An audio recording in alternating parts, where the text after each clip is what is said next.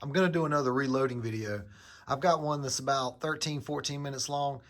It's a pretty good, fairly in-depth video, but I'm going to try to capture all the information in that video, but condense the instructional part down. You can get a pretty good idea of what you need to do if you're going to reload. In your Lee die kit, you're going to have one of these data cards.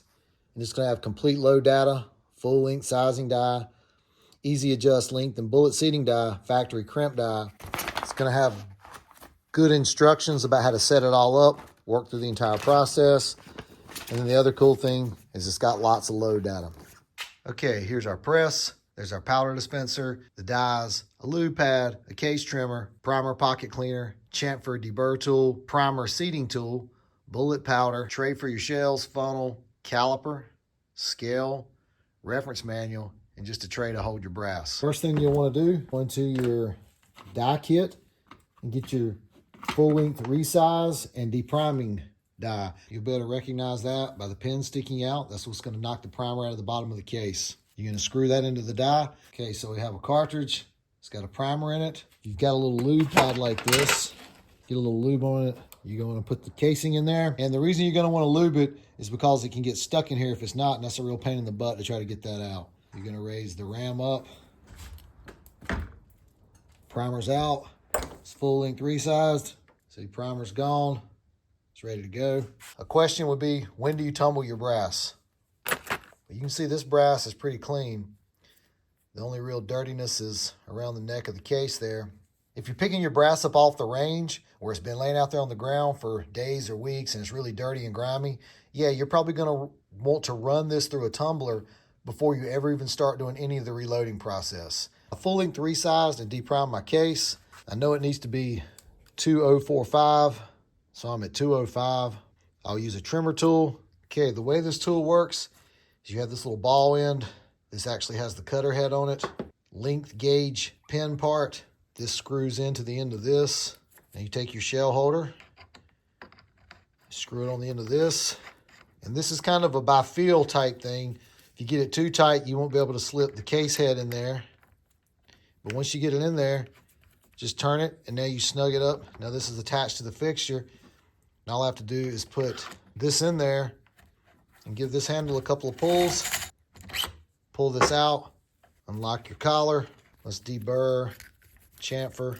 Let's see if we go back and measure. According to the exact specification, we're 500 short. Not a big deal for what I'm doing. At this point, before I actually reinstall the primer, charge it with powder, and seat the bullet, I like to run them through the tumbler and get the oily residue off that I had to put on there to actually run them through the resizing depriming tool. I just want to get the residue off of them. Now you can go into the next phases and have nice clean brass. Now this is where you're going to want to come in with a priming tool.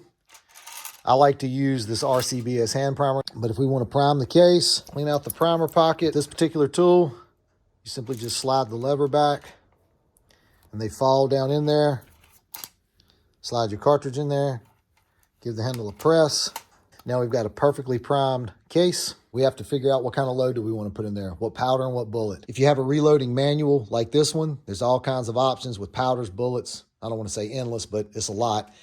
And then with your die kit, it'll come with a card that's got quite a few loads that you could work up as well. So how are we going to charge the cartridge? The case has been primed. Now we got to get powder in it. Let's talk about that for a second and figure out what we're going to do. Okay, here's the Lee die kit. Here's the data card that comes with it. Here's a lot of the load data that you could go with. So I wanted you to see how this works with the columns here. For example, if you had a 100 grain bullet and you had some IMR 4350 powder, and it shows you the 2.8 cc dipper, you're going to get an approximate velocity of 2958. There are other dippers listed on here that are obviously not in the kit, but you can buy a whole kit of Lee dippers that'll greatly expand what you can do off of this card. Whether you're scooping it or just depressing it in there, the actual Lee instructions say to depress it, but you can figure that part out for yourself and what you prefer. Level the powder off, take a powder funnel, put it over top of your brass, and then you pour your charge in there.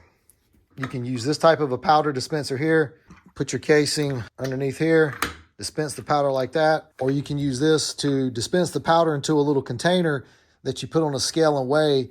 Then you use a powder trickler to get it to the exact specification you want.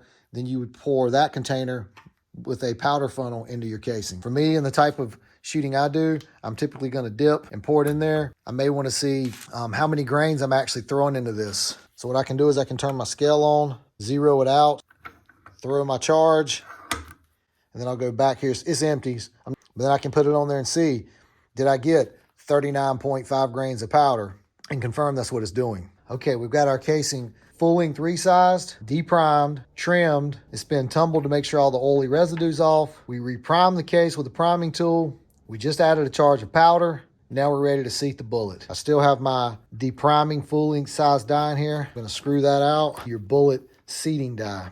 We're gonna get it screwed into place. You're gonna have to adjust the depth for whatever the specification of the round is you want to do. And what you want to do is you want to certainly turn this back counterclockwise so you'll get a longer bullet.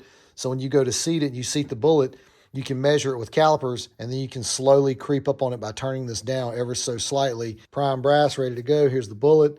This is a dummy round, by the way. There's no charge in here.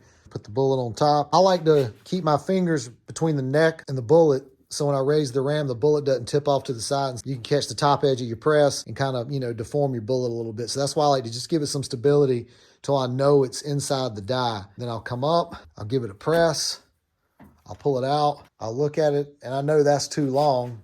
So I'm at 281, a good ways off. I'm gonna give this a turn or two. 276, getting closer. Okay, there we go, 265. And do that with your first round, and now you know you've got this thing set up. It's ready to go. Now when you start doing your subsequent rounds for seating the bullet, you got your first one dialed in, and they'll all be good. That's pretty much it from the start to finish of reloading. The last thing you'd want to consider is, do you actually crimp the top? You do your research on that and decide whether you want to. Okay, thank you for watching. Have a good day.